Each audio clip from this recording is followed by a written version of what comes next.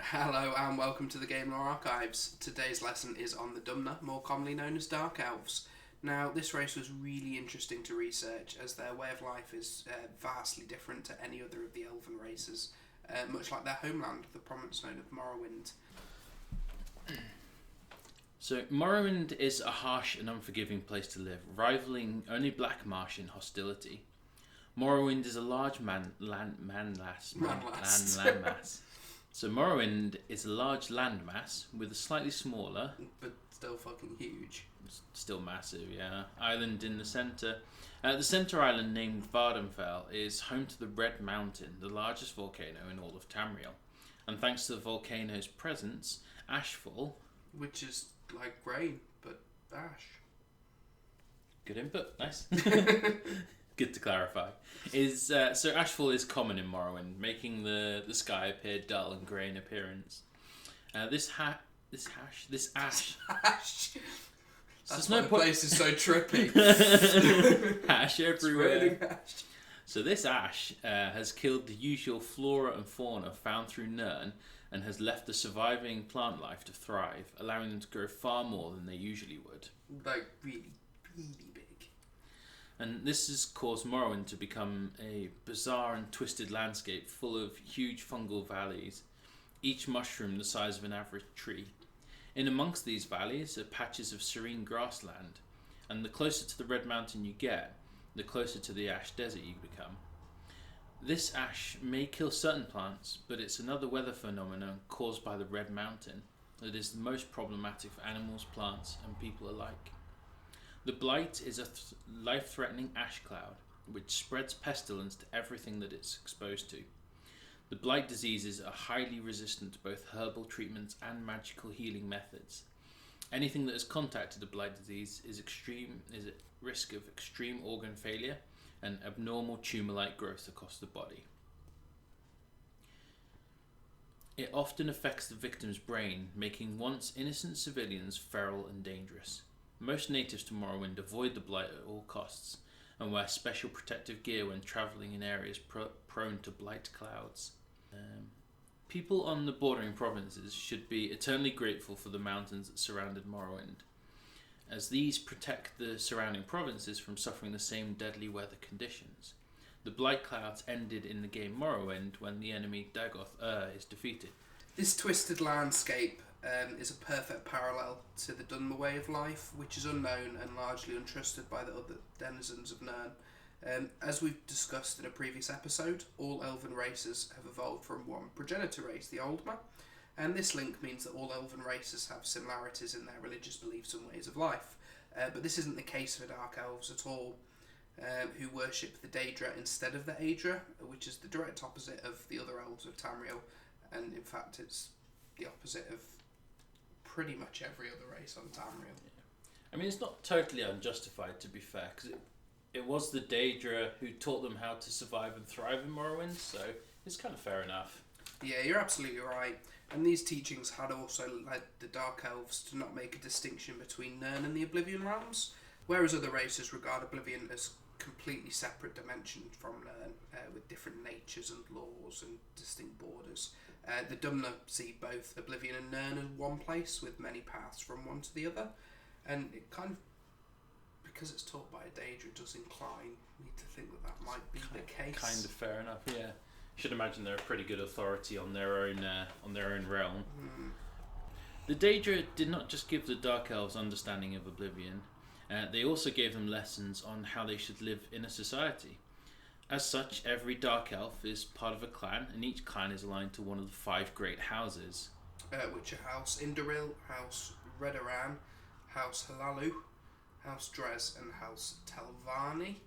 I'll put the words up on the screen because I've probably mispronounced it. So, the bond between clan members and families are incredibly strong, more so than any other race in Nirn. Every residence has a family shrine known as the Waiting Door, filled with family relics. The size of this shrine varies from household to household. Poor families will have a small hearth display with just some little relics, where wealthier families may have an entire room dedicated to them. Now remember, guys, size doesn't matter. That's what I'm told. That's what I'm told. The waiting door represents the door to the Oblivion realm. Here, family members will pay respect to their ancestors through prayer and sacrifice. He's saying prayer, as in pray, not pear. Not pear. Still not pear. Still not pear. Unless they like pears. Well, they may like pears. Do they even have pears in Morrowind? Well, anyway. They will swear their oaths upon the shrine and report the family affairs there. In return, the departed spirits of their ancestors will provide the living family members information, training, blessings, and protect the family's home as well. This knowledge and power can be shared and passed down through bloodlines. Anyone brought into a clan through marriage is bound by blood ritual and sworn oaths. This allows them to gain the benefits and communication from their new clan's ancestors, while still retaining some access to their own bloodline ancestors. And any offspring's connections would be much more strong. Bet you never thought you'd need to say the word ancestors so many times in such a short space of time. It's a hell of a sentence. I just love the idea that you marry into a family and you know how... blood ritual. Yeah, and not only that... Stab. But it's like, oh, I hated your great aunt Mabel. She was a pain in the ass. And then she's like a spirit floating behind you. It's like, oh, crap. Fucking say? The merry spirits stay in our world by choice out of duty and obligation. Spirits frequently tell the living how much more pleasant the other world is, and that the real world feels cold, bitter, and full of pain and loss. And this sensation and feeling of pain and loss is called the mortal chill, which all spirits feel. So I should probably make an important distinction between spirits found at these shrines and a typical spirit that we fight in the game. Because Dunmer spirits remain by choice, they keep their sanity and remain a spirit. However, not everyone is so lucky, and some spirits are forced to remain on Nirn because of the way they died. Those forced to stay will eventually be driven insane. You know, pretty much the same thing as when you're forced to do overtime at work. You slowly get driven insane. or quickly, as the case may be. If your spirit ends up being stuck on Nirn, against its will, they'll become ghosts. Ghosts will then haunt the place or person that they're linked to in life. Another reason that a spirit could go mad and become a ghost is when they are captured and bound to an item for enchantment purposes. If a spirit wants to become bound to an item while keeping their sanity, the spirit must be very powerful, and the enchanter must have a great deal of experience. Of course, the spirit must also be willing to be like a boot or a glove or a doorknob for the rest of eternity. So, all of this is well and good, but not all Dunmer are faithful to their families while alive and would rather be a dickhead. And these usually don't want to protect the family after death. When this happens, the rest of their family collectively say tough shit and bind their spirit to the family shrine against their will, regardless of their wishes. Nice. Yeah. So existing spirits of the shrine will even help in their kidnap and binding of these renegade souls. So they become a ghost then, rather than a spirit? Yeah, so spirits captured and bound like this do usually go mad as it is against their will, and make absolutely brutal and terrifying guardians. They are ritually prevented from harming their own family and members of the same clan. Yeah, still got to feel sorry for anyone else though. Definitely. Angry Aunt Mabel. So, yeah, pretty much. So intruders need to be really careful, as these angry guardians are just looking for a reason to kill. So, I mean, to be fair, right, you'd probably best not just have it in your house at all. Wouldn't most people try to avoid angry ghosts? Well, maybe in our life we really don't want to know that our house is haunted. But some families in Dunmer see a violent protector as a benefit, knowing that they will definitely be, protected and safe. However, there are drawbacks. Usually it's nothing major, a few pranks, tricks being played. So it's like living with Peeves the poltergeist. Pretty much, yeah. Nice. But a very deadly one for your enemies. However, a cunning enemy can penetrate the ghost madness and manipulate him. Obviously, he's already got a lot of existing anger and resentment towards his clan and family, and that can be played on and make him pretty deadly. But just like us, where some dark elves are dicks, some are super honourable. These Dunmer will grant a part of his remains to be retained and serve as part of the Great Ghost Fence. These remains will then become a beacon for other spirits to join the fence, strengthening it further. The fence is basically a huge magically constructed barrier which becomes stronger with every spirit ceremonially tied to it. The Great Ghost Fence was created by the Tribunal, who we will discuss a little bit later, don't worry. They're kind of important. Just a little bit. And it serves to hold back the blight clouds from populated areas, saving countless lives from being infected. However, without a constant flow of volunteered remains, the Ghost Fence will die. And the fence was actually deactivated once the blight clouds stopped.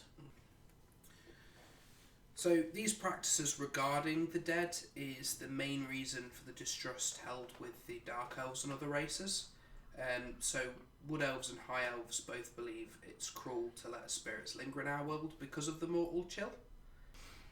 Oh, so the mortal chill's a universal thing across all the races then? Like So the mortal chill is how it feels for a spirit. It's every spirit feels it, and they always feel that the world is so it's like a universal thing. Yeah, it's for everyone, but obviously most spirits will just go to Sovngarde, Aetherius. I was about to say, didn't we decide that was Aetherius? So they'll kind of go wherever, whereas the Dunmers will stay behind. But because they stay behind, obviously, when you're chatting to your Great Aunt Mabel, she's going, "Oh, it's so cold and painful and lost." Just like she was in life. Pretty much, yeah. And it's completely going off straight, but the Dark Elves do have a City of the Dead, where anyone who's not staying behind for whatever reason can kind of group, or who aren't actively protecting the house, they kind of go to the city and chill out and help each other deal with the mortal chill. Ah, okay. It's like spirit counselling. Pretty much, yeah.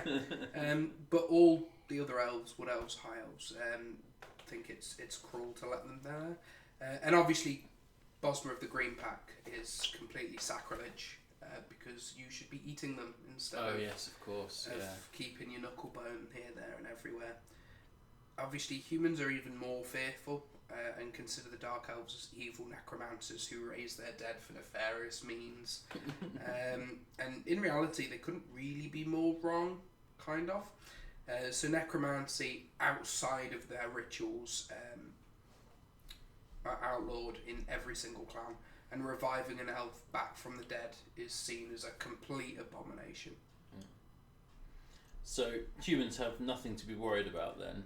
I mean, to be fair, the Dark Elves, like most fantasy humans, don't class raising animals from the dead as a crime, like raise a pigeon or raise a wolf, and they don't really consider non-elven races as anything but animals, which is just plain rude. Nice. But yeah, so it's only elves, which is heavily outlawed. Humans, Argonians, orcs, Khajiit. It's like bringing a bird back from the dead to them, and that isn't outlawed. So, yeah, humans are kind of right. Yeah. So they're not being totally narrow-minded and useless. No. Usually on this channel, we're very particular about doing everything in timeline order, as best as we can, obviously. The episodes are done in order, so starting with the Dawn era, and every episode is done from the start of the race's timeline to sort of how they are now. It doesn't always happen 100% of the time, but we do try our best. We're both pretty particular about that, aren't we? We're both always editing little bits of the episodes around and... So, but in this episode, we have had to mix it around a bit. And basically, Dan was struggling to write the script in order. So what we've just told you is how Dark Elves are in more recent years. However, the race has changed quite drastically multiple times, both religiously and culturally. So it's at this point that we're going to go way back in time to the early Merithic era, back to where we're supposed to be in this episode. As with most Elven races stories, we start with the Aldmer. After the Aldmer settled on Somerset Isles, an Aldmeri named Veloth summons the Daedric Prince Boethia in the shadow of the Crystal Tower, so he can learn many arcane secrets from her. We may never know what actually caused him to do this. His teachings quickly turned very religious, so the best guess is that he wasn't really happy with the race's current religious ways, or the priests of Aedra.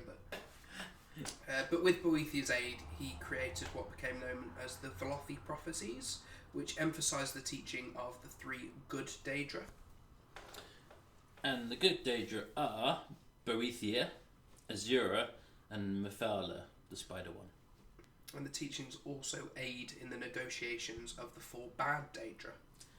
Obviously, Morlock Baal, Malekith, Sheogorath, and Mehrunes Dagon. We've met most of them as well through the games, haven't we? We have, yeah. And these four are also known as the four corners of the House of Troubles. As the prophet Veloth started to pass down these teachings of the Daedric Prince, it became apparent that the art and skills that could be learnt from this new movement were like 10 times more useful than the existing religious teachings, and a bit more practical. And many elves began to accept Veloth as their guide and prophet. When it became apparent that this religion was going to keep growing, the Ultima outlawed Velothi movement. With his religion banned, Velothi prayed to the Daedra for advice. They told him to find new lands, and so the mass exodus to Morrowind began. Once Velothi and his followers arrived in Morrowind, their inevitable change began, and they evolved into the Chimna. Kaima, remember? Oh, yeah. Yeah, we kept saying Chimna, and then we were playing online, and someone said Kaima. Said Kaima. Yeah. We might well say Chimna. So the Kaima looked very similar to that of the Ultima, if not exactly the same. And if you saw one today, you'd probably just mistake it as a high elf. The Kaima quickly adapted to the harsh lands of Morrowind, using the Daedric teachings to help them live in their new surroundings. Most of their teachings were attributed to Boethia, including how their culture advanced, how their buildings were constructed, and how they viewed the world as a whole. So, for example, their view on Oblivion, like I mentioned earlier. And they were constantly surrounded by threats from the environment, such as the Nords, the Dwemer, things like that. Giant angry mushrooms. Mephala taught them how to evade these enemies and obstacles, and taught them the art of assassination, eventually starting the Morag Tong. Who were the group that would eventually splinter off to become the Dark Brotherhood. Mephala and Boethia worked together to create the clan system, which eventually became the Five Great Houses mentioned earlier. And little is known of really what Azura taught the race, other than the secret to ensure that their culture differed from the Ultima, which is quite a vague umbrella to put it under. When the Kaima started to grow and spread, they started to expand their borders and been building temples for their three gods. During this expansion, they stumbled upon a new race, the mysterious Dwemer. Who, at that time, no one knew existed at this point, except maybe the giants. Due to a huge difference in religion, the Kaima and the Dwemer did not get along, and they very quickly started to wage war against each other, and this incurred huge losses on both sides. In their weakened state, the Nords of Skyrim, who were rapidly expanding their own borders, saw a chance to strike and took it, taking large portions of Morrowind as their own with ease. The current general of the Kaima army, Indoril Nevarrar, saw that if he continued fighting both Nords and Dwemer, the Kaima would soon die. So he hatched a plan to solve both of his problems in one. The Nevarrar went to the Dwemer blacksmith and enchanter and asked him to craft a magic ring. The ring gave the wearer the powers of persuasion, which you can find in Morrowind, and to be precise, it's +5 to personality and +5 to speechcraft. That's all he needed. That's all he needed. Just +5. He must have been pretty badass. It's really funny actually researching this, because people are like, it's an epic ring. It will completely change anyone's mind. Then you look at it and it's +5, and that just to me sounds pretty useless. It should be like +5 million. Yeah. Anyway. So the ring was called Moon and Stars, and once Nevarrar had equipped it, took it from his general infantry, slotted it onto his finger, he went to Dunmer, the general of the Dwemer. So using his newfound +5 powers of persuasion, the Nevarrar convinced Dunmer that they should join forces and take back their lands and then find a way to live in peace with one another. Dumak eventually agreed, and the combined elven forces quickly regained their lost land and forced the Nords from Morrowind, leaving them humbled. So with this truth in place, and the war won, a respect started to develop between the two leaders, which led to the founding of the First Council, allowing a peaceful coexistence between the two races. Nevarrar and Dumak eventually even classed each other as friends, with Dumak coming to Nevarrar's wedding to Almalexia. Yeah, we got it that time. But however close Nevarrar and Dumak became, his wife Almalexia did not believe that their friendship was to last.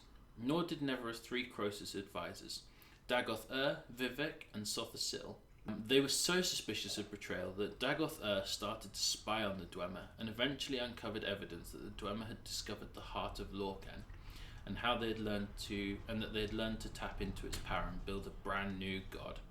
The very idea of building a god was a mockery of Kaimer faith, and the Neverra's advisors and wife urged him to attack the Dwemer and stop the monstrosity from being constructed.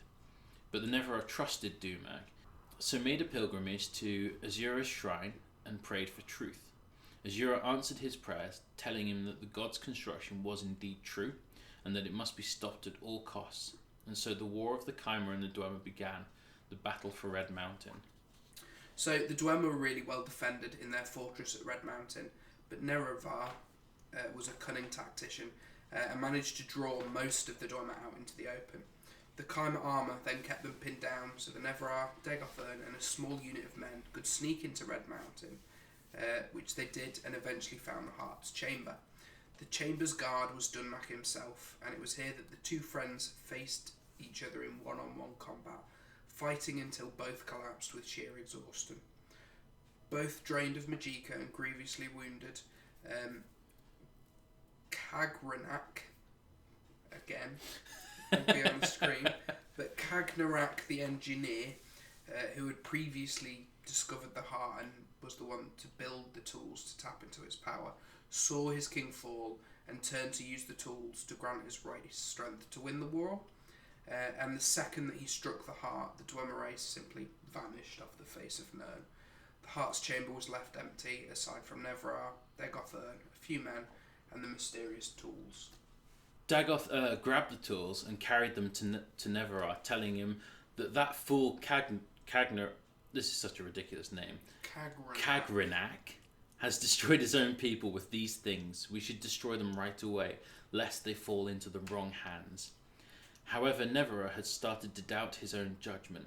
Knowing his wife and advisors had been right about the Dwemer's betrayal from the start, he asked Dagoth to protect the Heart Chamber and the tools until he returned. Still badly hurt from Dunmer, Neverra was carried to his council, who waited for him on the slopes of the Red Mountain. The council was unanimous. The tools should be studied to find a weakness in the Dwemer in case they ever returned. However, the Neverra didn't agree, but was willing to accept their counsel under the condition that the council would swear to him and Azura that they would never use the tools in the same manner the Dwemer had. They agreed and made the oath. Neverra returned to Dagoth. Dagoth, who was furious with the council's decision, refused to hand over the tools, believing that they were too dangerous for anyone besides him to touch. When Neverra tried to take them from him, Dagoth killed his already weak leader. When Almalexia, Vivek and Sothasil discovered what Dagoth had done, they branded him a traitor and tried to kill him. He avoided death, but was driven from the Red Mountain. Without the Kaimer's beloved leader, Almalexia, Vivek and Sothasil began to rule Morrowind in his stead. Thus was the beginning of the Tribunal. That information that Joe's just given you and this next bit should be taken with a pinch of salt, as the only quote-unquote source is a book written by Vivek himself. The other thing is, obviously, there was also a dragon break. Always means there's very limited information. Yeah. But apparently, the Tribunal kept their oath to Azura and Neverra for years. Whether it was actually a few days, a couple of months, couple of minutes. They left the room for 5 minutes. It could well be. But apparently it was years while Sothasil studied the tools for defence. And eventually, after years, Sothasil went to the others with visions of world peace, health and prosperity for the Kaimer forevermore, with them at the forefront of this golden era. And clouded with Sothasil's vision, the three decided amongst themselves to travel back to the Heart's Chamber and use the tools. Regardless of how true any of this is, we know Neverra died. We know the Dwemer vanished, and we know the Tribunal used the tools as directed by Sothasil. The second their ritual was complete, they ascended to living gods, with powers to match even the Daedra themselves, if not actually surpass them. The second the ritual was completed, before they understood their newfound powers, Azura appeared before them furious with the Oathbreakers, and laid a curse on the Chimera race. The entire race was instantly changed, their skin decaying into a mottled grey colour, their eyes turned to the colour of fire, and the Chimera race changed in an instant from the Chimera to the Dunmer, or Dark Elves of Morrowind. But Azura hadn't finished yet. She foretold that their loyal champion, Neverra, would be reborn and punish the Tribunal for their sins. However, Azura's powers did not touch the Tribunal. Their skin was not darkened, nor their eyes changed. So, the Tribunal were not scared. Sothasil turned to Azura and said, "The old gods are cruel and arbitrary, and distant from the hopes and fears of Mer. Your age is past. We are the new gods, born of flesh and wise and caring of the needs of our people. Spare us your threats and chiding, inconsistent spirit. We are bold and fresh and will not fear you." After this, the Tribunal went to the Dunmer, who was scared and confused by the change in themselves and their families. They guided the Dark Elves, telling them that Azura had cursed them, but they were here to help. And soon the religion of the Dunmer changed, forsaking the three good Daedra they had followed for so long, and started worshipping the Tribunal, the gods who walked among them. The Daedric Princes became known as the Anticipations, as they were early anticipations of the Tribunal's coming.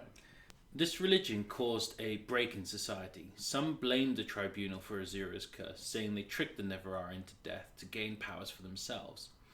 It's hard to argue against their logic due to the lack of evidence other than what the Tribunal have said. The elves who held this belief abandoned their existing clans and became known as the Ashlanders.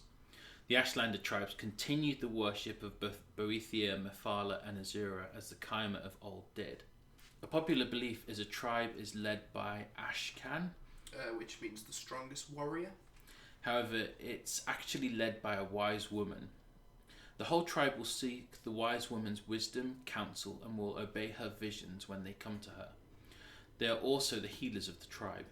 One scholar documented a wise woman's healing powers, witnessing a warrior who was dying of blood loss getting healed and recovering in a day.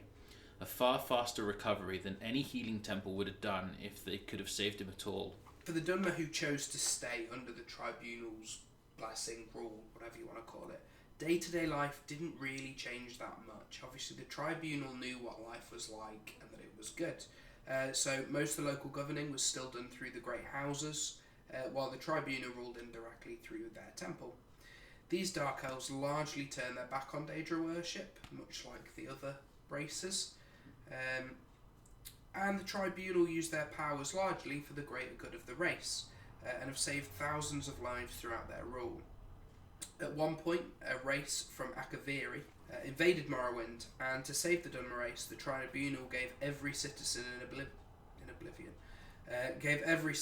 in Morrowind the ability to breathe underwater before flooding the entirety of the province. Couldn't have just left that so that everyone could breathe underwater, could they? Every single invader was drowned and washed away.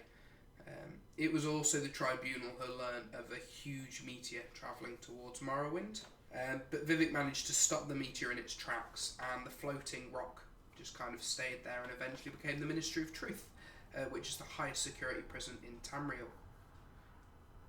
And don't forget, they created the ghost fence to combat the blight as well. And all of that is the Tribunal's magic. The Tribunal are not just powerful, but they're also smart too. So they've tactically led their civilians and citizens through wars and hard times, often negotiating a truce to avoid bloodshed. So in the Second Era, it was the Tribunal that sensed Molag Bal was going to invade and asked both the Nords and the Argonians to join forces to make the Ebonheart Pact. The Argonians would only join if slavery of their race was abolished, and knowing the Dunmer would die without their aid, slavery of Argonians was officially outlawed. However, I'm not sure it was ever really acted upon, and slavery did actually continue quite a lot. Yeah, but it's a little bit vague because it does go on at the time of Morrowind, which is set after, but there is book recordings of how people used to go around and release slaves. So whether that just died out.